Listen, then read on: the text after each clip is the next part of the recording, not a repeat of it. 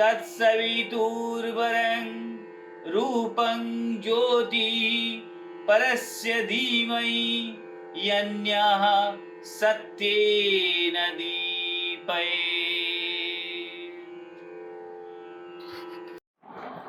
नमस्ते। ओम नमो भगवते।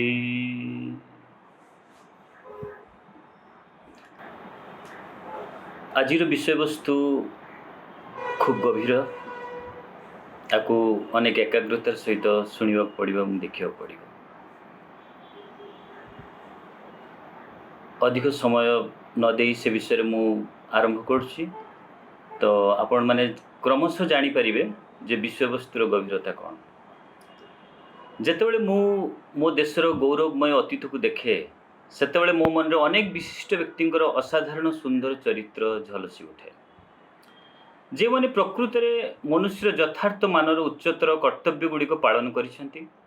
एवं पृथ्वी रे सेमानकर जीवन प्रकृत मूल्य दे पारछंती। सेमानक मध्य अन्यतम थिले ध्रुव, प्रहल्लाद एवं नारद इत्यादि नारायणकर महान भक्त, जो माने निरंतर नामस्मरण एवं तपस्या द्वारा से समय ईश्वरंकर श्रेष्ठ प्रकाश को पाई पारथिले। मध्यवर्ती जुगरे श्री शंकराचार्य थिले भारतर आध्यात्मिक मूलद्वार मुख्य प्रतिष्ठक। तापरे श्री राधा, श्री चैतन्य, मीराबाई, श्री रामकृष्ण, कबीर, रामानुज एहीपरि असंख्य भारतर आध्यात्मिक इतिहास रे भगवानकर असंख्य भक्त सत्य और दर्शन को जीवन रे रूप देवारे अन्य भक्त होई अछंती। से माने समस्ते चिरकाल पई उच्च मानवीय स्तरर शिखर सोपान रे रहिबे। से मानकर शुद्ध गभीर भक्ति, पूर्ण आत्मसमर्पण एवं मानवर सर्वोच्च सामर्थ्य रे भगवान को सहित एकात्मता चिरकाल पई मनुष्य जाति रे अविस्मरणीय होई रहिबो। सर्वोपरि स्वयं श्रीकृष्ण को जीवन चरित्र, अवतारत्व और महाभारतर सत्य दर्शन जुग जुग पाई भारतीय जीवनधारा और मानव जातिर जीवनधारा को प्रभावित कर चलिबो। आज एठारे प्रहलादंकर कहानी नेबा, जी जगतर नाथ नारायणंकर परम भक्त थिले। संसार रे भक्तिर पराकाष्ठा एवं भगवान को उपस्थितिर दृढ़ निश्चितता को प्रतिपादन करथिले। तार एक ज्वलंत उदाहरण मध्य थिले। से भगवान को सह एपरि एकाकार होई रहिथिले जे तांको हृदय रे प्रभुंक नाम बिना बंचिबा बा निश्वास नेबा मध्य संभव नथिला। यहाँ ही थिला तांको अंतर्चेतनार स्थिति। जेतेबेले कि तांको पिता हिरण्यकश्यप मनुष्य रूपी असुर थिले एवं भगवान नारायणंकर जड़े चरम विरोधी थिले। सारा जीवन से अत्यधिक अहंकारी थिले एवं अज्ञ दुनियार साधारण जड़ चेतनार प्रतिनिधित्व करुथिले। से केबे भी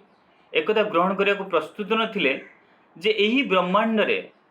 तांको ठारू सर्वोच्च शक्तिशाली केही भी थाई पारे, जहांको द्वारा केबे से बशीभूत होई पारंती बा तांको नतमस्तक हेबाको पड़ी पारे।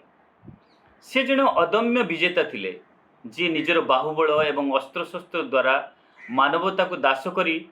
तांको अधीन रे आनी समग्र विश्वर सभ्यता को तांको पाद तले रखिबा को चाहुतिले। से चाहुतिले जे मनुष्य जाति जेकोसी उपाय हेले मध्य एही प्रकाशित दुनिया रे ईश्वरंको अस्तित्व को विश्वास न करी सत्य धर्म त्याग करी तांको मानिबा उचित, हिरण्यकश्यप को मानिबा उचित। एते प्रभावशाली से थिले। आज मध्य पृथ्वी रे सेही कथार पुनरावृत्ति भिन्न रूप रे घटी चली। हिटलर समय चाइनार कार्यक्रम जानी हेबो। पृथ्वी उपरे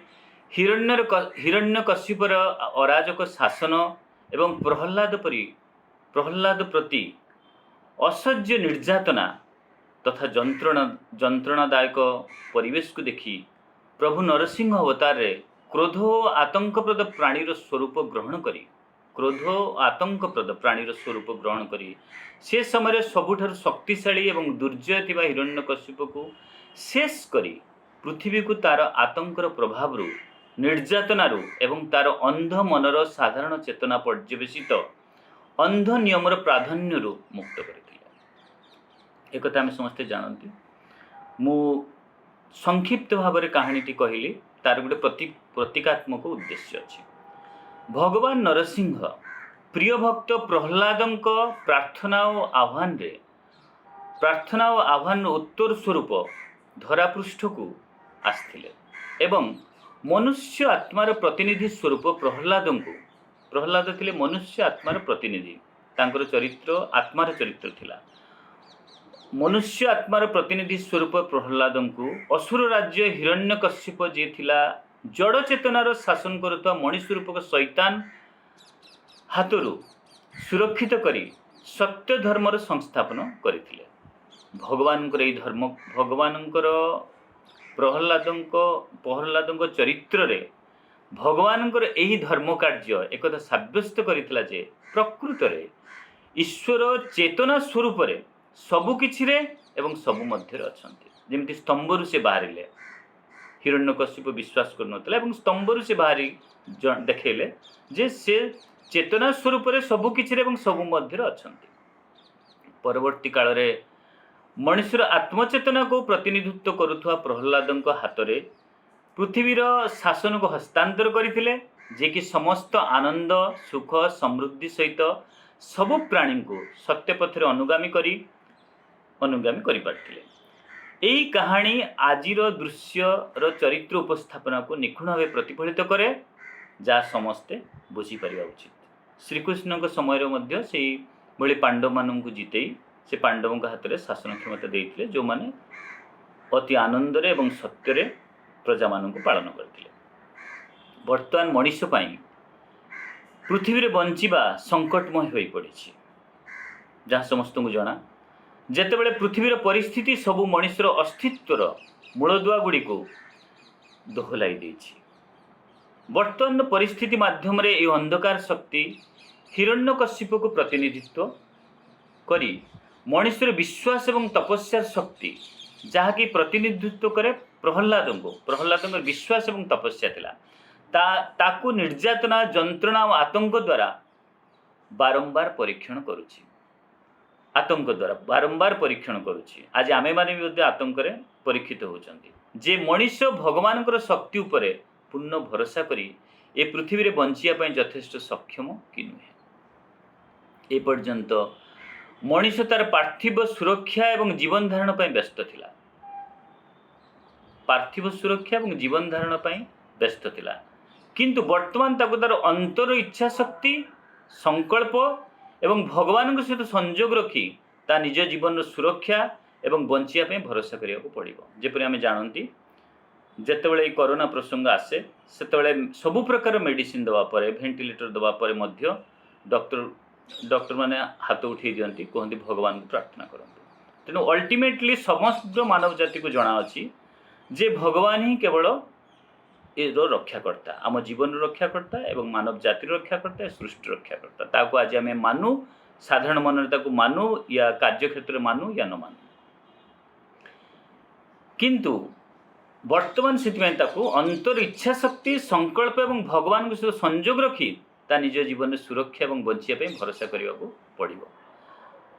समस्त प्रकार प्रतिरोध एवं औषध प्रक्रिया डॉक्टर्स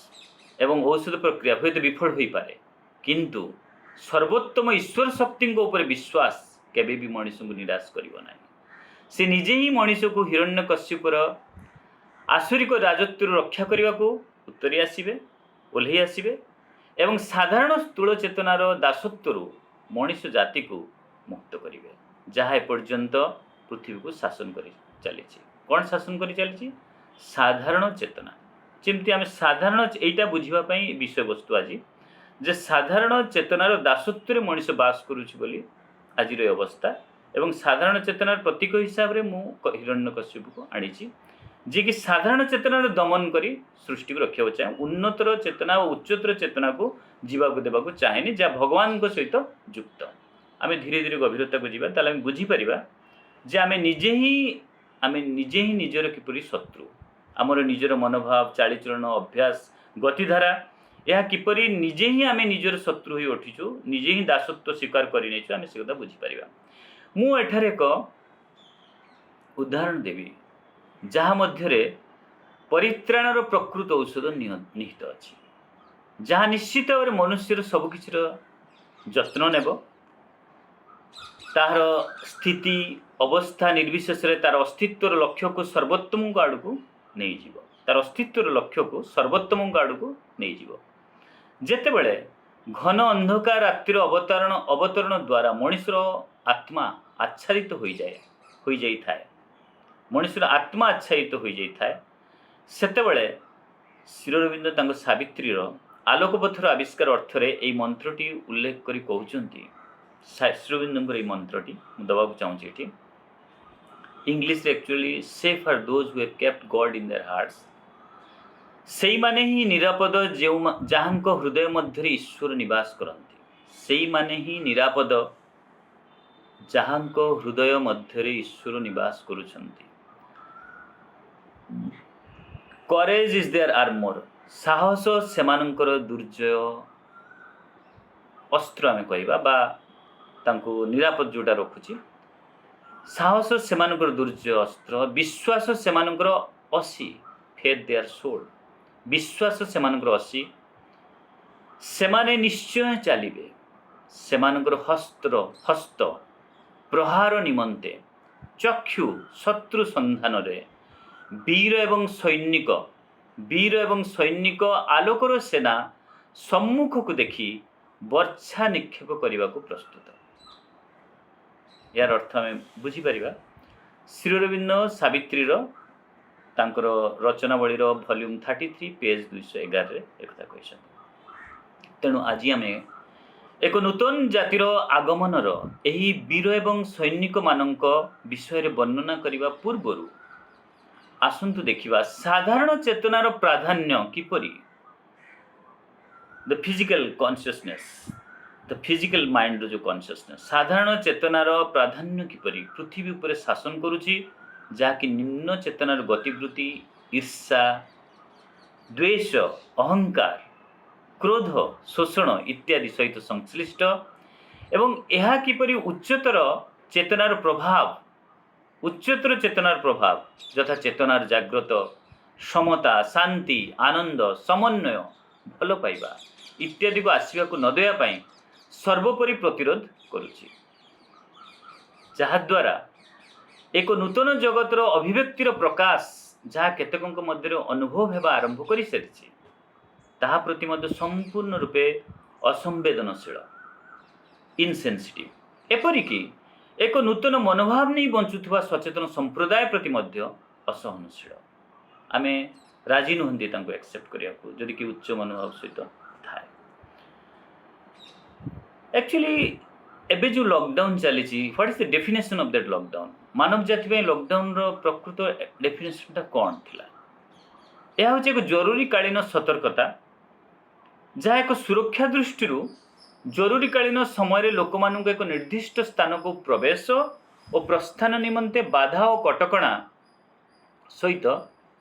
रखा जाए किसी बाधा और कटकणा सहित रखा जाए यही स्थान को जापर आसीपर इत्यादि इत्यादि लॉकडाउन प्रक्रिया नहीं मनीष विचलित प्रकृत में यह दुनियार प्रचलित धारा को बंद करने दिगरे आगौछि एपरिकी समस्त पुराणा एवं अप्रचलित धारा उपर प्रतिबंधक आने को चाहे जहाँकि साधारण लोकों वर्तमान पर्यंत जीवन स्थिति एवं प्रणाली हो रही प्रश्न उठुची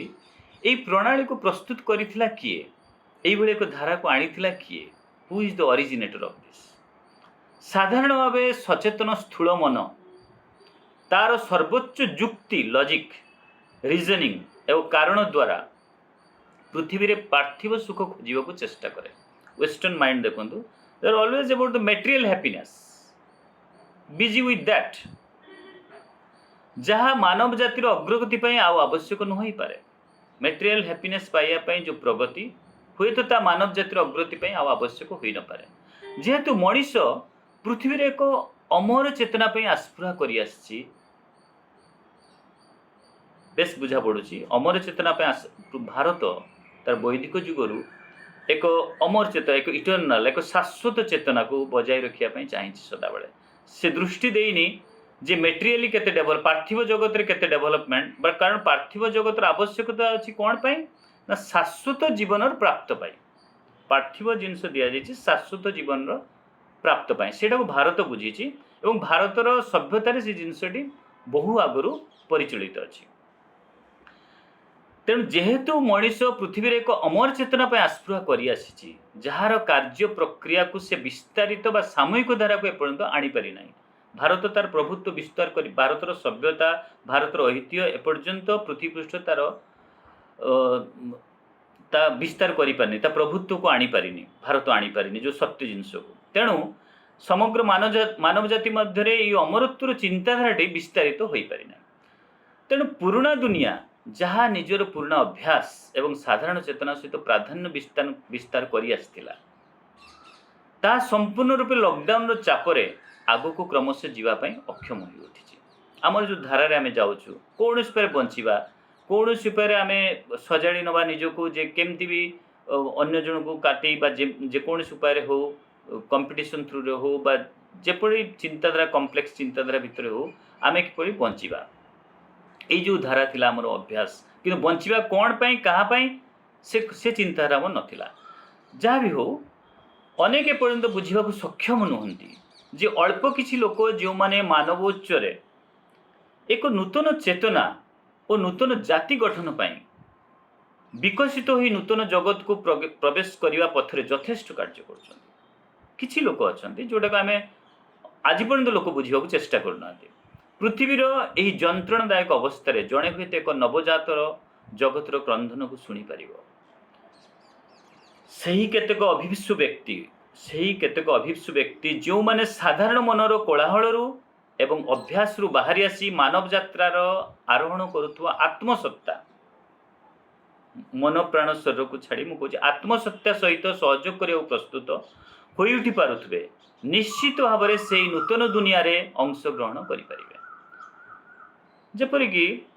पाठशाला एक दुर्बल ज्ञानर छात्र एक छोट समस्या बुझापी अनेक समय लगी था बेले बेले आज मनीष से अवस्था जाऊँगी आज समस्या गुड़िक कौन तार कारण बा कौन क्यों घटुची से किसी भी बुझीपारनी विश्लेषण करने अधिक भाव से नाराज किंतु जड़े भल शिक्षक सर्वदा परिस्थितिर आवश्यकता अनुजाई अनेक उपयुक्त पद्धति को वर्णना एवं प्रदर्शन करती समस्त योग्य छात्रों को सुजोग देवाई जे पर्यंत से स्तर को उन्नीत न होइछन्ति सृष्टि आनंद रे गढ़ा होइछे सृष्टिर उद्देश्य होची अधिकरु अधिकतर आनंद पाई नूतन सृष्टि करिबा सृष्टिर उद्देश्य होची आनंद निरानंद नुहे दुख नुहे विनाश नुहे अन्य को कष्ट देवा नुहे सृष्टिर उद्देश्य होची अधिकरु अधिक तर आनंद पाई कारण आनंद होची एवर चेंजिंग डायनामिक आनंद तेणु अधिकरु अधिक से आनंद पाइबा नूतन सृष्टि करबा एवं से परमानंद चिरंतन को प्राप्त करबा सृष्टिर से आनंदटी बर्तमान क्योंठी देखा मिलूँ मनुष्य तो अनेक किसी अचीव करगला अनेक किसी पाई सारा अनेक मेटेरियल डेवलपमेंट किंतु से आनंदटी कौट रहा बर्तमान क्योंठी देखा मिलूँ मनुष्य बुझीपार कहीं जेपरी से आनंदटी दूरे जाइथिबा लगुच ताठू क्रमे क्रमे से आनंद ना रे आउ किछि पाई बसछि यार केवल गोटे कारण एवं गोटे शब्दर हेतु कौन सेटा गोटे शब्दर हेतु विच्छेद बा पृथकता बा अलगा हो जावा जहाँकि समस्त असंतोष जंत्रणा मनस्ताप दुख भोग त्रुटि एवं परिशेष दुर्नीतिर कारण यही विच्छेद बा पृथकता मनुष्य को प्रकृत सत्य चेतना अनंत जीवन आलोक एवं सुखर मूल उत्स दूरे नहीं मनुष्य मूल रास्तार विपरीत दिग को चली जाइए तेणु वर्तमान ताको एक गभीर बुझामणा मध्य जीवाक पड़ो ता हूँ एकीकरण जो विच्छेद तार अपोजिट एकीकरण बा एकत्व आड़को चेतनार ओलटा यात्रा जहा द्वारा मनीष तार प्रकृत अस्तित्वर परिचय यही एकात्मता द्वारा खोजी पाइब प्रकृत अस्तित्वर परिचय एकात्मता द्वारा खोजी पाइब आमर आइडेंटिफिकेशन नुहे जहाँ आमर भोटर आईडी कार्ड अच्छी आधार कार्ड अच्छी that is not our true identification সেটা হচ্ছে সাধারণ চেতনার আইডেন্টিফিকেশন, এই নিম্ন স্ତর জগতের আইডেন্টিফিকেশন। প্রকৃত ଆଇଡେଣ୍ଟିଫିକେସନ ତାକୁ ଖୋଜିବା ପାଇଁ ଏ ପୃଥିବୀ ତିଆରି କରାଯାଇଛି। ଏ ପୃଥିବୀ ତିଆରି କରାହେଇନଥିଲା କେବଳ ଆଧାର କାର୍ଡ଼ର ଆଇଡେଣ୍ଟିଫିକେସନ ପାଇବା ପାଇଁ। କିନ୍ତୁ ଏହା ପୂର୍ବରୁ ଜାଣିବାକୁ ପଡ଼ିବ ଯେ ଆମେ କାହାଠାରୁ ଅଲଗା ହୋଇଛୁ ଏବଂ ସେଇ ବିଚ୍ଛେଦର ଅର୍ଥଟି କ'ଣ। ପରିଶେଷରେ ହୁଏତ ଜଣାପଡ଼ିବ ସେଇ ପୁରାତନ ଅଭ୍ୟାସର ଧାରାଗୁଡ଼ିକ କ'ଣ, ଯାହାକୁ ବର୍ତ୍ତମାନ ପରିସ୍ଥିତିରେ ଲକଡାଉନର ଅଙ୍ଗ ହିସାବରେ ନିଆଯାଇଛି। ଏଇ ଯେଉଁ ଲକଡାଉନ ଆସିଛି, it is not come just like that. ୟା ପଛରେ ବହୁତ ବଡ଼ ବଡ଼ ଶକ୍ତିର ହାତ ଅଛି। ତେଣୁ ତାର ଅଙ୍ଗ ହିସାବରେ ଯେଉଁ ଲକଡାଉନର ଅଙ୍ଗ ହିସାବରେ ଯେଉଁ ନିଆଯାଇଛି, ଆମେ ଦେଖିବା କ'ଣ କାହା ମଧ୍ୟରେ ପୃଥକତା, ବିଚ୍ଛେଦ ବା ଅଲଗା ହୋଇଯିବାର ଦୂରତା ସୃଷ୍ଟି ହୋଇଛି, ସେଇଟା ଆମେ ଖୋଜି ବାହାର କରିବା ଯେ କାହା ମଧ୍ୟରେ ପୃଥକତା, ଅଲଗା ବା ବିଚ୍ଛେଦ ହେବାର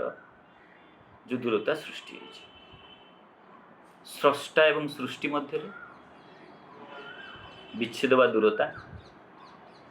ଯିଏ ଆମକୁ ସୃଷ୍ଟି କରିଛନ୍ତି। ଜଣେ ମାତା ନିଜ ପିଲାମାନଙ୍କୁ କେବେ ବି ଅଲଗା କରିପାରିବ ନାହିଁ, କିନ୍ତୁ ପିଲାମାନେ ଅଜ୍ଞାତବଶତଃ ଘଟଣାର ପରିସ୍ଥିତିରେ ହୁଏତ ନିଜକୁ ମା ଠାରୁ ଅଲଗା କରି ନେଇପାରନ୍ତି। କିନ୍ତୁ କାଳକ୍ରମେ ଯଦି ସେଇମାନେ ଏହି ବିଚ୍ଛିନ୍ନତାର ସତ୍ୟକୁ ଜାଣିପାରନ୍ତି, ତେବେ ସେମାନେ ନିଜକୁ ପ୍ରକୃତ ମା ଠାରୁ କେବେ ବି ଅଲଗା ରଖିପାରିବେ ନାହିଁ। କାରଣ ତାଙ୍କର ଆଇଡେଣ୍ଟିଫିକେସନ୍ ରହିଛି ମା ପାଖରେ। ଆପଣ ବ୍ୟାଙ୍କକୁ ଗଲେ ସେ ପଚାରିବ what is your mother's name. So because real identity ଆମକୁ ଯିଏ ସୃଷ୍ଟି କରିଛି, ଆମର ଯିଏ ସ୍ରଷ୍ଟା, ତେବେ ସେମାନେ ଡେଫିନେଟଲି ନିଜକୁ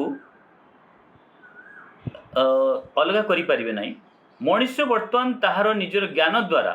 ତାର ପ୍ରକୃତ ସୃଷ୍ଟିକର୍ତ୍ତାଙ୍କୁ ଖୋଜି ପାଇନାହିଁ ବା ଖୋଜିବାକୁ ତତ୍ପର ମଧ୍ୟ ନୁହେଁ। ତେଣୁ ଅଜ୍ଞାନତା ଏବଂ ନିଶ୍ଚେତନାରେ ରହି ସେ ସୃଷ୍ଟିକର୍ତ୍ତାଙ୍କ ଠାରୁ ବହୁ ଦୂରକୁ ଚାଲିଯାଇଛି। ସେ ଏହି ସୃଷ୍ଟିରେ ସବୁକିଛିକୁ ଖୋଜିଛି, କେବଳ ଅନେକ ଜିନିଷରେ ଡକ୍ଟରେଟ୍ କରିଛି, କେବଳ ତାର ସ୍ରଷ୍ଟା ବ୍ୟତିରେକ। ଏହା ହିଁ ଏହି ଅବୋଧ୍ୟ ଅଚେତନ ପୃଥିବୀରେ ମଣିଷର ଦୁର୍ଭାଗ୍ୟ ଏବଂ ଯନ୍ତ୍ରଣା ଓ ଯାତନାର କାରଣ। ସୃଷ୍ଟିକର୍ତ୍ତା ଯିଏ ଏହି ସମଗ୍ର ଜୀବଜଗତ ପାଇଁ ସବୁକିଛି କରିପାରିବେ, ସେ ପର୍ଯ୍ୟନ୍ତ ତାଙ୍କ ସୃଷ୍ଟ ମଣିଷ ଦ୍ୱାରା ସ୍ୱଇଚ୍ଛାମୂଳକ ସ୍ୱାଗତ ଲକ୍ଷ୍ୟ ପ୍ରାପ୍ତି ହୋଇପାରିନାହାନ୍ତି। ମଣିଷ ତାଙ୍କୁ ସ୍ୱଇଚ୍ଛାରେ ସ୍ୱାଗତ କରିପାରିନାହିଁ ପର୍ଯ୍ୟନ୍ତ ଯେ ଏଇ ହେଉଛନ୍ତି ମୋ ଲକ୍ଷ୍ୟ, ଯାହା ପ୍ରଥମେ ମୁଁ ଖୋଜିବା କରିବି ମୋ ସୃଷ୍ଟିକର୍ତ୍ତା କିଏ। କିମ୍ବା ମଣିଷ ତାଙ୍କୁ ଯୋଗାଯୋଗ କରିବାକୁ ବା ତାଙ୍କ ଠିକଣା ଖୋଜିବାକୁ ମଧ୍ୟ ଚେଷ୍ଟା କରିନାହିଁ। କାରଣ ମନୁଷ୍ୟ ଭାବେ ଯେ ସେ ସବୁର ଅସ୍ତିତ୍ୱ ମଧ୍ୟରେ ସମ୍ବନ୍ଧରେ ଉତ୍ସୁକ,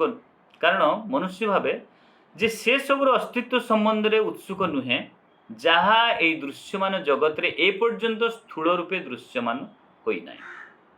ହ୍ୱାଟ୍ ଏଭର୍ ଫିଜିକାଲ ଆଇଜ୍ରେ ସେ ଦେଖିପାରିବ, ସେ କେବଳ ତାହା ନେଇ ବିଶ୍ୱାସ କରିପାରିବ, କଥାବାର୍ତ୍ତା କରିବ। ତା ବ୍ୟତିରେକେ ଯେପରି ତାକୁ ମନା କରିଦିଆଯାଇଛି, ବ୍ୟାନ୍ କରାଯାଇଛି, no don't think about beyond this. Well, ତାର ଫଳାଫଳ ମଣିଷ ପାଉଛି ଏବେ। ତେଣୁ ସେ କେବଳ ପାର୍ଥିବ ଜଗତ ବିଷୟରେ ତାର ପାର୍ଥିବ ଚେତନା ସହିତ ବ୍ୟସ୍ତ ଅଛି, ଯାହା କ୍ଷଣସ୍ଥାୟୀ ବସ୍ତୁ ଓ କ୍ଷଣସ୍ଥାୟୀ ଜୀବ ସହିତ ସମ୍ବନ୍ଧିତ। ମଣିଷ ମଧ୍ୟ କ୍ଷଣସ୍ଥାୟୀ ଜୀବ ହୋଇକି ରହିଯାଇଛି ଏବଂ କ୍ଷଣସ୍ଥାୟୀ ବସ୍ତୁ ସହିତ ବି। ଆଜି ଆମେ ଦିନସାରା ଲାଗିଛୁ ମୋର ଏ କାମ କେମିତି ସରିବ, ସେ କାମ, ସବୁ କ୍ଷଣସ୍ଥାୟୀ, ଅଲ୍ ଆର୍ ଟ୍ରାଞ୍ଜିଟରି ଥିଙ୍ଗସ୍। ତେଣୁ ଯେତେବେଳେ କୌଣସି ଅଦୃଶ୍ୟ ଶକ୍ତିରୁ ଆକ୍ରମଣ ଆସେ ଏବଂ ମଣିଷକୁ ଅତିଶୟ ପରିସ୍ଥିତି ଦେଇ ଗତି କରିବାକୁ ପଡ଼େ, ସେତେବେଳେ ତାକୁ ସମ୍ମୁଖୀନ ହେବା ପାଇଁ ତା ପାଖରେ କୌଣସି ଉପାୟ ନଥାଏ। କାରଣ ସେ କେବେ ଭାବିନି, ଚିନ୍ତା କରିନି,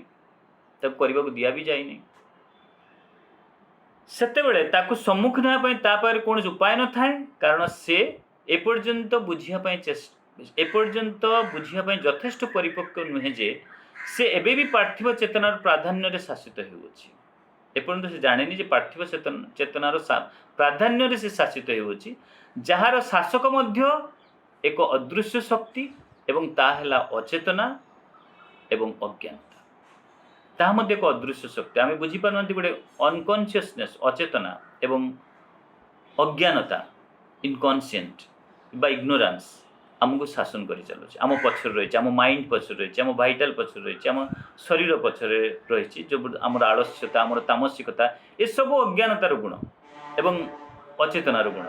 ଆମେ ସେ କଥା ବୁଝିବାକୁ ଅନେକ ସମୟ ଲାଗିବ, କିନ୍ତୁ ମୁଁ ଏଭଳି ସଂକ୍ଷିପ୍ତ ଭାବରେ ପ୍ରତ୍ୟେକ ୱାର୍ଡ଼ର ମିନିଂ खूब गभीर अच्छी तेणु आपको हुए तो आपण मानक थरे दुई थर देखा पड़ पारे तेणु मु चली जाऊँगी धीरे धीरे चली जाऊँगी ना अनेक समय लगे मुझे आपको व्याख्या करी प्रत्येक वार्ड को अदृश्य अज्ञान आसुरिक शक्तिर शारीरिक रूप को देखा जाई पारे जो अदृश्य शक्ति विषय मुझे कहूँ तार अज्ञान आसुरिक शक्तिर शारीरिक रूप को देखा जाई पारे कौटी ना मनुष्यर अहंकार तार उद्धता अधिकारत्व समर्पणहीनता विनम्रहीनता अकृतज्ञता ईर्षा जेते प्रकार असत्य एवं अशुद्धता अचेतनता अंधकार एवं हिंसा जहाँ कि मनुष्य को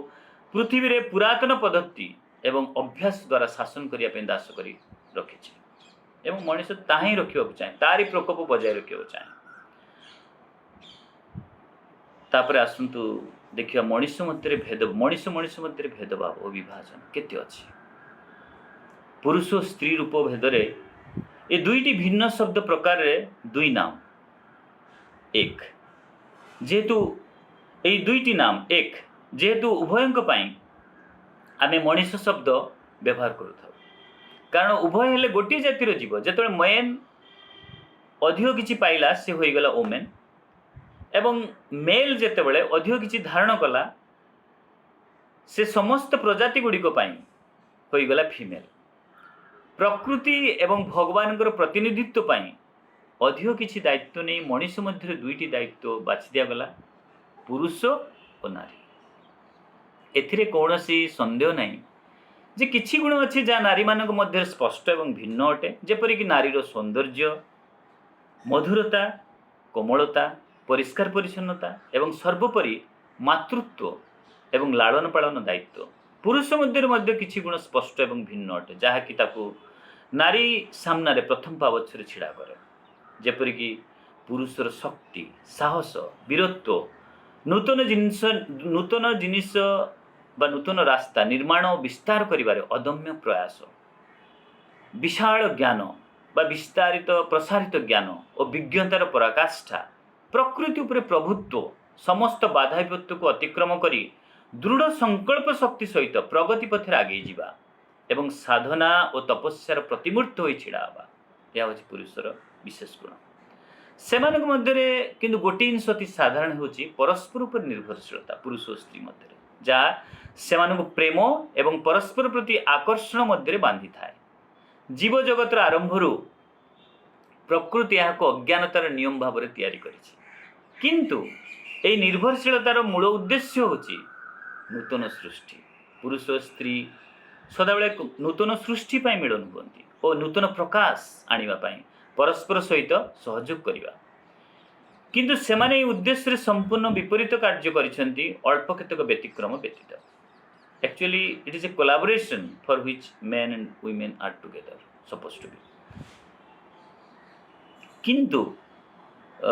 सेमाने उद्देश्य संपूर्ण विपरीत कार्य करिसेंती अल्प केतक व्यतिक्रम व्यतीत उपरंतु विभेदतार सुजोग नहीं जेतेबेले जोटी संभव उभय पुरुष एवं स्त्री पृथ्वीर सौहार्द्य सौंदर्य और प्रेम को नष्ट करी असम्मान करी यथा संभव परस्पर को अहंकार प्राधान्य दे शोषण करने को चेष्टा कर स्वतंत्र भाव में महिला विभेदीकरण एवं संरक्षण एक गठन तापर निर्धारित जाति एवं उपजाति एवं जनजाति अनुजाई पुरुषों भितर विभाजन रंग जाति भेद संख्यालघु परि सांप्रदायिकता एवं संख्यागरिष्ठता ये सब मौलिक विभाजन प्रणाली पृथ्वी रे अत्यधिक अराजकता आनी जहाद्वारा कम्प्लेक्सिटी गोटे प्रकार जहाद्वारा प्रकृत अर्थरे कहापाई किसी भल करिया मध्य आज प्रकृत अर्थरे कष्टकर हो पड़ुछि कारण विभाजन और पृथकतार केन्द्र बिंदु ही परस्पर मध्य विवाद युद्ध ईर्षा इत्यादि आनी देछि मनुष्य वर्तमान कौन यार ऊर्ध्व को जाई परिबो यह हूँ मनुष्यर साधारण चेतनार अभ्यास धारा जहाँ से जेकोसी उपाय जारी रखा चाहे से चाहे जोड़ी थिला सेठी रहिबो सेथिबाई समस्त साधारण संपर्क मध्य फाट देखा देछि एवं भांगी जाउछि जे पर्यंत या परस्पर सहयोग पुरुष और स्त्री सहयोग एक महत उद्देश्य पाई उद्दिष्ट न होइछि आमे तळे जेति प्रथा रखा जाइछि एटा एक महत उद्देश्य पाई करा जाइछि मानव जाति उपरे लागू होइथिबा शासन व्यवस्था जहाँकि समान मनुष्य निजको अलगा करी मनुष्य समान मनुष्य निजको अलगा करी मनुष्य गढ़ा नियम रे से किसी नियम गढ़िला जे मनुष्य को केमती शासन करिवे अन्य मनुष्य को शासन करुछि। आज भी मनुष्य तार निजर तैयारी नियम एवं मानव परिकल्पित आदेशर नियंत्रणाधीन रे अछि। एक समान श्रृंखलार नीति जेपरि पशु स्वभाव मनुष्य को कबल आनिबाकू एवं आयत्ताधीन करने को नियम गढ़ा जाए बा गढ़ा होइछि। ठीक सेहीपरि उच्चतर उच्च जमी क्रिमिनाल कैटेगरी लोक मान कराए ठीक सेहीपरि उच्चतर सचेतन श्रेणीर सत्याभिमुखी लोक मध्य मनुष्यर निम्न स्तर विचारालय रे अधिक अधीन को अणा जाई क्रूर भाव में शासन करा जाए। बेले बेले किसी नगण्य त्रुटि एक निरीह सचेतन व्यक्ति द्वारा हो जाए बहुत इनोसेंट लोक अच्छा जहाँपाई ताकू सही समान प्रकार विचार संबंध धारा को वर्तमान समाज नियमानुसार लागू करा जाए जेतेबेले कि प्रकृत अचेतन दागी मानू धरिबा और दंड देवा एते सहज होई न थाए। एई भली दंड नियम पृथ्वी रे सकारात्मकता को नष्ट करि थाए। जो पॉजिटिवनेस जोटा हम पृथ्वी रे अछि सकारात्मक नष्ट करि थाए। चेतनार प्रगति रे मध्य बाधा सृष्टि करि थाए। उच्चतर चेतना दीप्त गोष्ठी को उपरे एही प्रकार शासन प्रणाली अज्ञ स्थूल चेतना द्वारा शासित हेबाको विलोप करिबा उचित। अज्ञानता एवं अचेतनता उपरे संपूर्ण स्वच्छता आनिबा एवं अज्ञान प्रकृतिर नग्न सत्य को अनावृत करिया पई सत्यर एक उच्च सोपान आईन एवं श्रृंखला व्यवहार करा जिबा उचित जहाँ मानवकृत न होई अधिमानवकृत हेबा उचित। किछि विशेष व्यक्ति जो माने चेतनार उच्चतम शिखर अछंती जो माने बुझी पारिबे संसार उद्देश्य मनुष्यर सत्य भाव को असत्य भाव को सेमान द्वारा ये नियम परिचालित हेबा उचित। जहाँ भी हो बर्तमान तो जमी जहाँ चली अंधकार मध्य आउ किछि भी रही परिबो नहीं एवं समस्त असंगति और विकृति को दूर करिया पई सत्यर आलोक अज्ञानतार प्रवेश करिया को बाध्य। दंडर नियम प्रेमर नियम रे रूपांतरित हेबा उचित। दंडर नियम प्रेमर नियम रे रूपांतरित हेबा उचित जहाँ मनुष्यर प्रकृति उपरे स्थायी परिवर्तन आनी पारिबो। आशा करा जाए पृथ्वी रे सत्यप्रद शासन पाई आउ एही भली असंगतिपूर्ण कोर्ट कचेरी विचारालय पुलिस और राजनीति आवश्यक अनावश्यक होई पड़िबो बा आवश्यक होई रहिबोनी आशा करा जाए। तेणु एक नूतन चेतना सहित समग्र पद्धतिर एक समूल परिवर्तन आनिया पड़िबो। यह एक पुनर्गठन नुहे जहाँकि एक अनावश्यक चलित पद्धतिर संशोधन करिबा ताहा भी नुहे जहाँ किंतु साधारण चेतनार प्रतिरोध जहाँ परिवर्तन जोड़ा आने पड़ो साधारण चेतनार प्रतिरोध जहाँ बर्तमान चली जोड़ा लॉकडाउन माध्यम इनडायरेक्टली करा जाउछि एक साधारण चेतनार प्रतिरोध कोर्ट कचेरी सब बंद कर दिया जाइए कि दुनिया बेस सुंदर भाव चली सुरुखुरे भी चली किंतु साधारण चेतनार प्रतिरोध एटा आवश्यक जहाँ भगवत चेतनार अस्तित्व को सबु किछि रे एवं सबु स्थान रे अवज्ञा करे। भगवत चेतनार अस्तित्व को सबु किछि रे एवं सबु स्थान रे अवज्ञा करे ताहार विलोप करवा उचित एवं जीवनर नूतन परिवर्तन को नूतन धारारे एक प्रकृत आत्मिक जिज्ञासा मानसिक जिज्ञासा नुहे आत्मिक जिज्ञासार चेतना को ग्रहण करने यथेष्ट नमनीय हेबा उचित। नूतन जातिटी बिना कौनसी लिंग विभाजन रे एक होई रहिबा को प्रस्तुत हेउछि। तेणु पुरातन पद्धति भी निजस्व धारारे पतनर पाददेश पहुंची मनुष्य को बर्तमान शिखा पड़ो कि मनुष्य चाहूँ पुणी फेरे आने किंतु ता पतनर पाददेश पहुंची मनुष्य को बर्तमान शिखा पड़ो जे किपरि भगवान निकट आत्मसमर्पण करिवो एवं परिस्थिति रे हस्तक्षेप करने को भगवान को आह्वान करिवो जेपरि भगवान को सृष्टि उपरे भगवान प्रभुत्व चिरविराज करिपारे। मनुष्य एवं अन्य प्रजाति अदर स्पीसीज जमी पशु मान सहित मनुष्य व्यवहार से विषय आम देखा मनुष्य अन्य प्रजाति उपरे श्रेष्ठत्व प्रतिपादन करी सेमानकु शोषण करी आछि, सेमानकु शिकार करी हत्या करिबा एवं निजर व्यक्तिगत संतोष एवं द्वेषमूलक अनर्थकारी व्यवसाय रे सेमानकु उपयोग करुछि। मनुष्य आज पशु मानक ठारू जात द्रव्य एवं उपद्रव्य को विनियोग करि पारंता एवं बाकी सब पशुपक्षी जीवन बाकी सब पशुपक्षी जीवन समाप्ति पर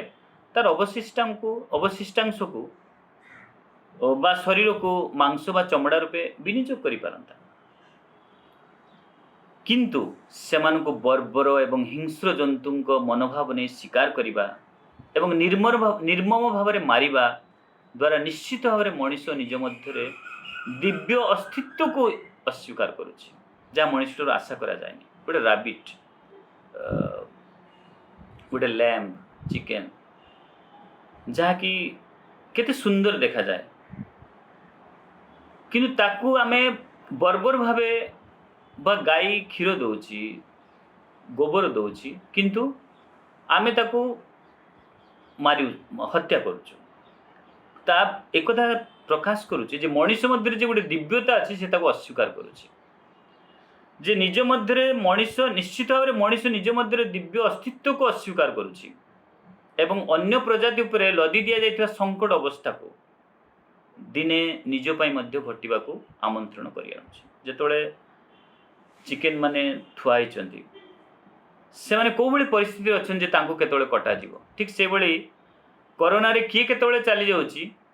केते आत्मीय केते निज लोक चली जाउछि, से विषय रे केही अटकी पारुनी, कारण से परिस्थिति को मनुष्य डाकी आनी निज मध्य दिव्यता को अस्वीकार करी। पशु माने जमी निजर दिव्यता विषय ज्ञात नुहति, मनुष्य निजर दिव्यता विषय ज्ञात थाई मध्य अज्ञात अवस्था डाकी आनी। तेणु अन्य प्रजाति उपरे जहाँ लदी दि जाइथिबा संकट अवस्था को दिने निज पई मध्य घटिबा को आमंत्रण करि आनुछि, जेउथिपई सेही भली अनिष्ठकर संकटमय परिस्थिति वर्तमान मनुष्य पाखु आछि। मनुष्य भूली जाइछि जे से सेमानक सहित सुसंगति रखी बंचिबा उचित थिला। एभली हेबा उचित नुहे जे निम्न प्रजाति भाव में पृथक करी ताकू भक्षण निमंते उपयोग करिबा, जेपरिक से माने मनुष्य आहरण और व्यवहार पर ही सृष्टि को आसथिले। तापर आसंतु देखिबा अस्तित्व एवं कार्य।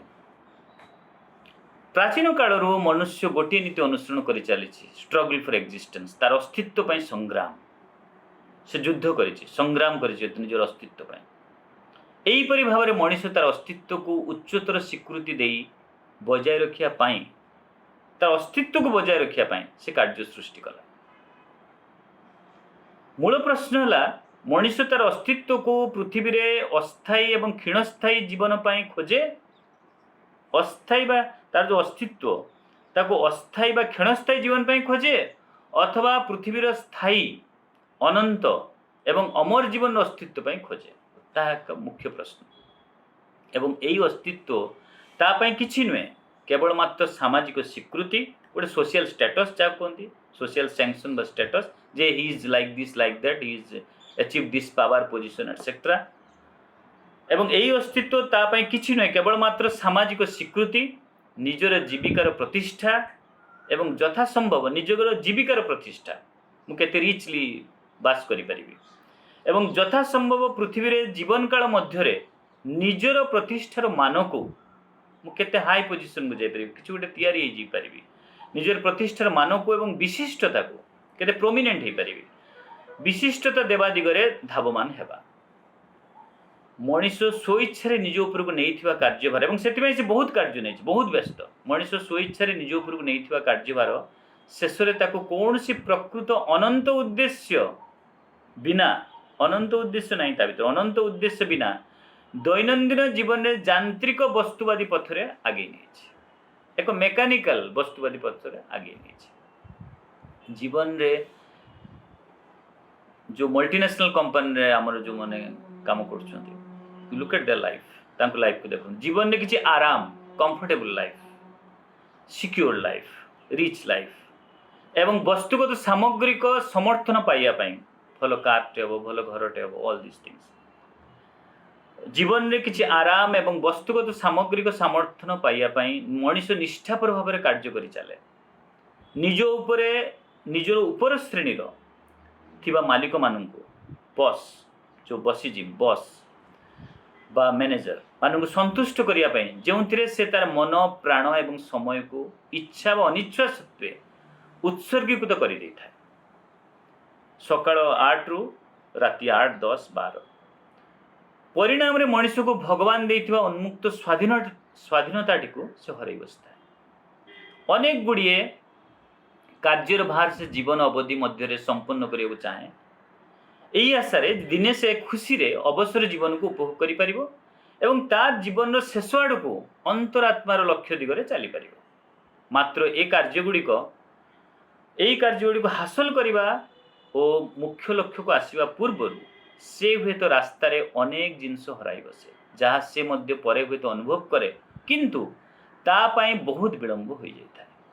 तेणु समस्त प्रचेष्टा परे बहुत कार्य कला परे बहुत व्यस्तता परे मनुष्य जीवन में जहाँ पाए ताहा एक असंपूर्ण आंशिक सुख मात्र प्रकृति देखा गले पृथ्वी आम कौन काम ना केवल एक सरल जीवन यापन निजको एक यथार्थ पारितोषिक पंथार नियोजक करने एवं समय अवकाश मध्य निजर अमर अस्तित्व को खोजा छड़ा निजर अमर अस्तित्व को खोजापी आमको आम जीवन दिखाई एवं तापाई बंचापी किसी आवश्यक जमी भारतीय संस्कृति आरंभ होता गोपालन कृषि घर कार्य करवा किसी एवं बाकी समय अवकाश रे निजर अमर अस्तित्व को खोजा ये सृष्टि कराई मनुष्य को अणाई मनुष्य भितर दिव्यतर अस्तित्व प्रस्फुटित अच्छी प्रकृत अर्थ रे एठारे कई कौन कार्य करती ना सृष्टिर उद्देश्य को आगे नेबा अर्थ रे एठी कई काम करनी सृष्टिर उद्देश्य को आगे निजर अस्तित्व को बजाय रखा मात्र यही भौतिक दुनिया रे आमे जहाँ को कार्य बोली कही था ताहा पृथ्वी रे आमर स्थूल अस्तित्वर दृढ़ता को प्रमाण करने एवं सुरक्षित हो बंची रही गठित यू कैन अंडरस्टैंड दैट आपण मैंने बुझीपारे तो दुनिया रे महान महान कर्मी मानकर इतिहास को जदि पर्यालोचना कले जना जाए मनुष्य तार समस्त समय प्रथमे निजर जीविका संग्रह रे बिताई तापरे भौतिक इच्छा वासना को पूर्ण करने युद्ध करिछि विप्लव व्यवसाय कला कारुकार्य स्थापत्य निर्माण तापरे संपत्ति राज्य एवं देश विदेश हासिल करने द्वंद्व प्रतिद्वंद्व मध्य छिड़ा हुई जीवन लक्ष्य संपन्न करने को चाहिए सेति मात्र मनुष्यर बुद्धिर परिसीमा भितर यहाँ ही पृथ्वी तार कर्म बोली एपर्यंत से खोजी पाई किंतु विश्व परिचालन रे प्रकृत कार्य केवल परमेश्वर द्वारा पर्दा पछरे करा जाय थाए जहाँ को कहीं भी जानती ना बा बुझा को चेष्टा करती ना स्वाभाविक भाव मनुष्य से अवस्था आसीनी से अवस्था से जीवा चाहिए कारण यह स्थूल रूप से दृश्यमान नुहे उदाहरण स्वरूप जो श्रीकृष्ण जी कि समस्त जीव मध्य अंतर्निहित दिव्यत्व रूपे विद्यमान इमानेंट डिवाइन जहाँ कहुए पृथ्वी को आसिले सेतेबेले मानव जातिर एक उच्च सत्य को प्रतिष्ठा करने बहु असुर शक्ति जहाँ सूक्ष्म रूप रही स्थूल भौतिक प्राणी को जंत्र करी शासन करुले से गोटे पर गोटे शेष करने मुख्य कार्य भाव में थिला जोड़ा आपण मैंने सीरियल देखुए श्रीकृष्ण कोभड़ा कोभड़ा कार्य कर निकट में आत्मसमर्पण करिथिबा किछि मनोनीत वीर भक्त द हीरोइक डिवोटीज ईश्वर को उपकरण हिसाब से थिले जहाँ माध्यम रे से पृथ्वी रे सत्यर विजय आनी इतिहास आमको कुरुक्षेत्र युद्ध रे कौरवों उपरे पांडवों विजय को श्रीमंडित करे किंतु प्रकृत रे यही दृश्यर प्रतिफलन पछरे केवल श्रीकृष्ण को सुदर्शन चक्र ही संहार करथिला जाको भीमंक पुत्र घटोत्कच दिव्य दृष्टि प्राप्त अंत चक्षुरे देखि पारिथिले एही दुनिया रूपक संसारटी मध्य कर्मक्षेत्र नाम रे जना ए संसार गोटे कर्मक्षेत्र नाम रे जना एवं एठारे जीवन जहाँ कुरुक्षेत्र को जहाँ कर्मभूमि प्रतीक ए जीवन हूँ कुरुक्षेत्र जीवन जहाँ कुरुक्षेत्र को सामना करी प्रगति करने को उद्दिष्ट तेणु जीवन आसी कुरुक्षेत्र मध्य दे धर्मयुद्ध मध्य दे प्रवेश करी प्रगति करने आउ किछि नुहे ଏହା ହିଁ ସର୍ବକ୍ଷେତ୍ରରେ ପ୍ରକାଶ କରିବା ପାଇଁ ଅବତାର ଏବଂ ବିଭୂତି ସାଧାରଣ ଜୀବନ ଆମ ଭଳି ନେଇ ଏହି ପୃଥିବୀରେ ତାଙ୍କର ଅବତାରୋତ୍ତର ଜୀବନ କାଳରେ ତାଙ୍କର ଜୀବନ ପ୍ରଣାଳୀ କର୍ମ ଓ ମନୋଭାବ ଦ୍ୱାରା ମାନବ ଜାତିକୁ ଦର୍ଶାଇଛନ୍ତି। ଆମେ ଆଜି ପର୍ଯ୍ୟନ୍ତ ପ୍ରକୃତରେ ଜାଣିନାହୁଁ ପ୍ରଥମ ବିଶ୍ୱଯୁଦ୍ଧ ଯାହା 1914 19 ପର୍ଯ୍ୟନ୍ତ ଚାଲିଥିଲା, 1919ରେ ଶେଷ ହେଲା, ଓ ଦ୍ୱିତୀୟ ବିଶ୍ୱଯୁଦ୍ଧ 1939ରୁ 45 ପର୍ଯ୍ୟନ୍ତ ଯାହା 45ରେ ଶେଷ ହେଲା। କିପରି ଶେଷ ହେଲା ଆମେ ତାକୁ ଇତିହାସରେ ପଢ଼ିକି ଜାଣୁ। କିନ୍ତୁ ଯେ କିଏ ବାସ୍ତବରେ ମଣିଷ ଜାତି ପାଇଁ ବିଜୟ ଆଣିଦେଲେ ଏବଂ ଭାରତ ଏବଂ ଏସିଆର ସ୍ୱାଧୀନତା ମଧ୍ୟ ଆଣିଦେଇଥିଲେ ସେ ବିଷୟରେ ମଣିଷ ଅଜ୍ଞ ପ୍ରକୃତରେ। ଆମେ ସମ୍ମୁଖରେ କିଛି ଦେଖୁ କିନ୍ତୁ ବାସ୍ତବରେ ସତ୍ୟ ତାଠାରୁ ବହୁତ ଦୂର। ଏହି ଯୁଦ୍ଧ ଏବଂ ଦେଶ ପାଇଁ ସ୍ୱାଧୀନତା ଆଣିବା ସମୟରେ ଅନ୍ଧକାର ରାକ୍ଷସ ଶକ୍ତି ଦ୍ୱାରା ବିନାଶର ସମସ୍ତ ପରିସ୍ଥିତି ମଧ୍ୟରେ ସତ୍ୟର ବିଜୟ ପାଇଁ କେଉଁ ଦିବ୍ୟ ଶକ୍ତି ଓ ଦିବ୍ୟ ହସ୍ତ ଏହା ପଛରେ ରହି ବିଶ୍ୱ ମାନବ ଜାତିକୁ ଆଗେଇ ନେଇଥିଲା? କେଉଁ ଦିବ୍ୟ ଶକ୍ତି, ଦିବ୍ୟ ହସ୍ତ? ଯେମିତି ଶ୍ରୀକୃଷ୍ଣଙ୍କର ସୁଦର୍ଶନ ଚକ୍ର କରିଥିଲା, ସେଇଭଳି ଭାରତ ସ୍ୱାଧୀନତା ହେଲା, ଏସିଆ ସ୍ୱାଧୀନତା ହେଲା, ହିଟଲର ଶେଷ ହେଲା ଏବଂ ହିଟଲର ପଛରେ କିଭଳି ବିରୋଧୀ ଶକ୍ତି କାର୍ଯ୍ୟ କରୁଥିଲା ଯାହାଦ୍ୱାରା କି ସେ 60 ଲକ୍ଷ ଲୋକକୁ ଗ୍ୟାସ୍ ଚେମ୍ବରରେ ମାରିପାରୁଥିଲା, ଯାହାକି ସାଧାରଣ ମଣିଷ କରିପାରିବନି। କିନ୍ତୁ ଡେଫିନେଟଲି କୌଣସି ଅସୁର ଶକ୍ତି ତା ପଛରେ ଥିଲା ଯେଉଁଥିପାଇଁ ସେ ସମ୍ଭବ କରିପାରିଲା 60 ଲକ୍ଷ ଲୋକଙ୍କୁ ଗ୍ୟାସ୍ ଚେମ୍ବରରେ ରଖି ମାରିପାରିଲା। ତେଣୁ ଏ ବିଷୟରେ ଯୁକ୍ତି କରିବାର ଆବଶ୍ୟକ ନାହିଁ ଯେ ଦିବ୍ୟ ଶକ୍ତି ଏବଂ ଅସୁର ଶକ୍ତିର କ୍ରୀଡ଼ନକ ହୋଇ ମଣିଷ ଶାସନ କରି ଚାଲିଛି। ଇତିହାସ ପୃଷ୍ଠାରେ ଆମେ ଯାହା ଦେଖୁ ତା ଅଜ୍ଞାନ ମନ ଦୃଷ୍ଟିରେ ନଥିପତ୍ର, ଗୋଟେ ରେକର୍ଡ। କିନ୍ତୁ ଯଦି ଜଣେ ଉଚ୍ଚତର ମନର ଅନ୍ତର୍ଦୃଷ୍ଟିରେ ଦେଖିବ ଘଟୋତ୍କଚ ଭଳି ଏବଂ ଅନୁଭବ କରିବାର ସୁଯୋଗ ପାଏ, ତେବେ ଜଣେ ସହଜରେ ପର୍ଦ୍ଦାର ପଛରେ ଭଗବାନଙ୍କର ଭୂମିକାକୁ ଦେଖିପାରିବ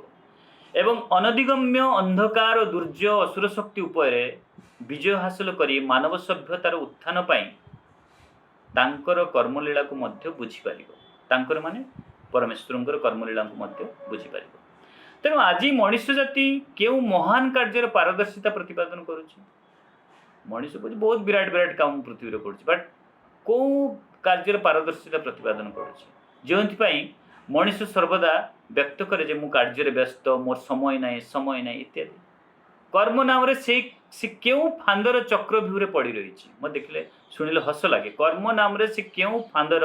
ଚକ୍ରବ୍ୟୁହରେ ପଡ଼ି ରହିଛି ଯାହା ତାକୁ ଚେତନାର ପ୍ରଗତିର ରାସ୍ତାରେ ଯେଉଁଠୁ ଆରମ୍ଭ କରିଥିଲା ଏତେ ସବୁ କର୍ମ ପରେ ମଧ୍ୟ ସେଇଠାରେ ପକାଇ ରଖିଛି। ଏହି କର୍ମର ବ୍ୟସ୍ତତା ନାମରେ ଆମେ ଯେଉଁଠୁ ଆରମ୍ଭ କରିଥିଲୁ ଆମେ ଠିକ୍ ଜୀବନର ଶେଷରେ ଠିକ୍ ସେଇଠି ପହଞ୍ଚୁ। ଜନ୍ମ ପରେ ଜନ୍ମ ବିତିଯାଏ, ଆମେ ତାକୁ ବ୍ୟର୍ଥ କରି ରଖୁ। ସାମାନ୍ୟ ହୁଏତ କେଉଁଠି ପ୍ରଗତି ଘଟିଥାଏ, ଚେତନାର ପ୍ରଗତି ଯାହାକୁ ଧରାଯାଏ। ଆଜିର ବକ୍ତବ୍ୟ ଶେଷ କରିବା ଆଗରୁ ଏହି ପ୍ରସଙ୍ଗରେ ମଣିଷ ପାଇଁ ଆଧ୍ୟାତ୍ମିକତା କାହିଁକି ଜରୁରୀ ସେ ବିଷୟରେ ଶ୍ରୀଅରବିନ୍ଦଙ୍କର 2ଟି ବାଣୀ ଏଠାରେ ଉଦ୍ଧୃତ କରିବି। ମଣିଷ ବେଳେବେଳେ ଆଧ୍ୟାତ୍ମିକତାକୁ ତାଚ୍ଛଲ୍ୟ କରିଛି ଧର୍ମ ନାମରେ, କିନ୍ତୁ ଆଧ୍ୟାତ୍ମିକତା ଗୋଟେ ଅଲଗା ଜିନିଷ ସମ୍ପୂର୍ଣ୍ଣ ରୂପେ। ଆଧ୍ୟାତ୍ମିକ ଆଶ୍ରମ ବହୁତ ରେୟାର, ବହୁତ କମ୍ ଏବଂ ମଣିଷ ବୁଝିବା ଉଚିତ ଯେ ଆଧ୍ୟାତ୍ମିକତାର ଆବଶ୍ୟକତା କାହିଁକି ଜରୁରୀ ଆଜିର ପରିପ୍ରେକ୍ଷୀରେ। ଏ ଆଧ୍ୟାତ୍ମିକ ଆଶ୍ରମ, ଆଧ୍ୟାତ୍ମିକ ବ୍ୟକ୍ତି ଏବଂ ଉଚ୍ଚତର ଚେତନାର ବ୍ୟକ୍ତିର ଆବଶ୍ୟକତା କ'ଣ ପାଇଁ ଅଛି ଆଜି ସେ ପରିସ୍ଥିତି ଆସିଛି ବୁଝିବା ପାଇଁ। ଏବଂ ସେଇଠି ଶ୍ରୀଅରବିନ୍ଦଙ୍କର 2ଟି ବାଣୀ ଏଠି ମୁଁ ଉଦ୍ଧୃତ କରିବି ଯେଉଁଥିରୁ ବୁଝିହେବ ଆଧ୍ୟାତ୍ମିକତା ହୁଏତ ସବୁକିଛିକୁ ବଞ୍ଚାଇ ପାରିବ ଏବଂ ଏହି ବିପଦପୂର୍ଣ୍ଣ ବିଶ୍ୱ ପରିସ୍ଥିତିରେ ବିନାଶ ପରିବର୍ତ୍ତେ ଏକ ଅନନ୍ତ ଆନନ୍ଦର ଦ୍ୱାର ଖୋଲିଦେବ।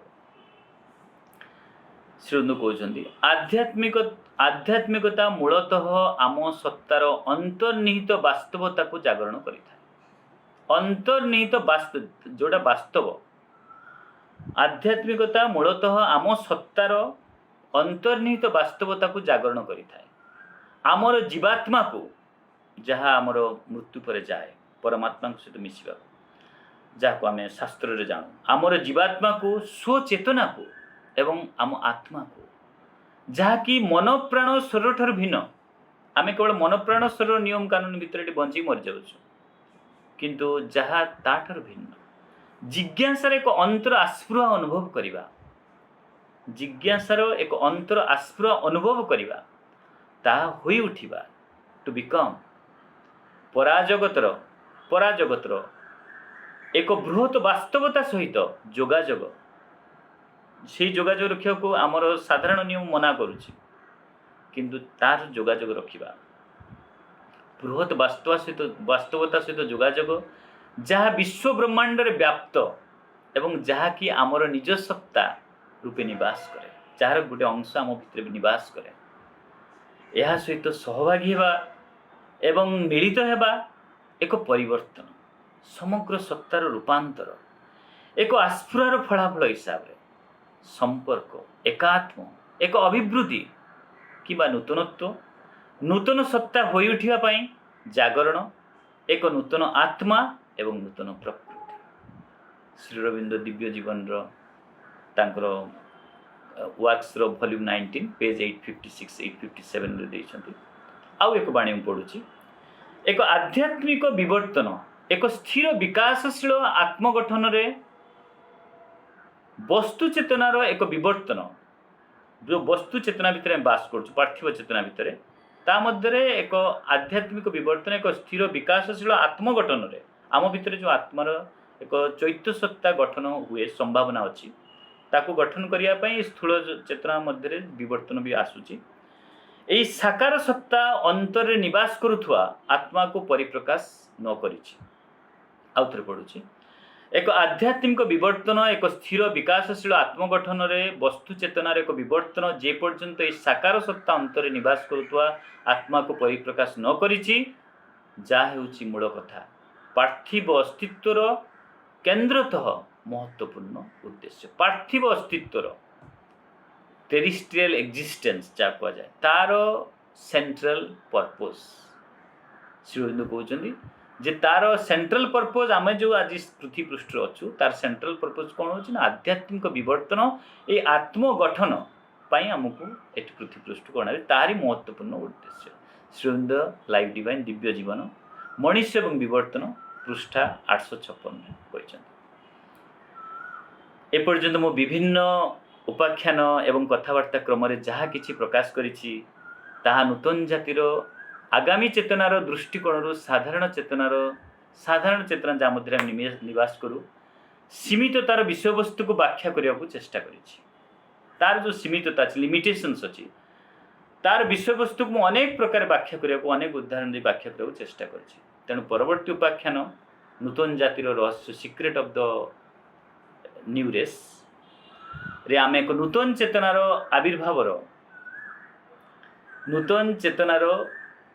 आविर्भावर आविष्कार करवा धन्यवाद पार्ट 2 बी रे पुणी आम मिशिबा